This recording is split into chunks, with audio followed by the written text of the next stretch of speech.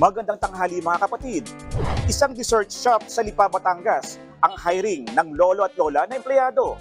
Naniniwala raw kasi ang owner nitong negosyo na kulang sa oportunidad ang mga senior citizens sa bansa. Ang tanong namin sa inyo mga kapatid, sa tingin nyo o naniniwala ba kayong pwede pa rin bang magtrabaho sina lolo at lola?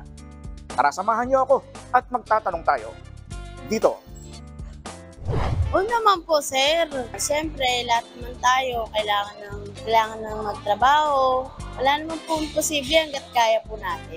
Yes po, naniniwala po kasi lahat naman po may kakayahan na magtrabaho, hindi lang po yung mga nasa edad lang na 18 to 30 ganyan. Sa lalo na po sa ibang bansa may mga fast food chain sila na matatanda po yung nag-serve. Yes po, para po sa akin. Kasi hindi naman po porket may edad na po yung mga lolo't lola natin is hindi na po nila kaya magtrabaho.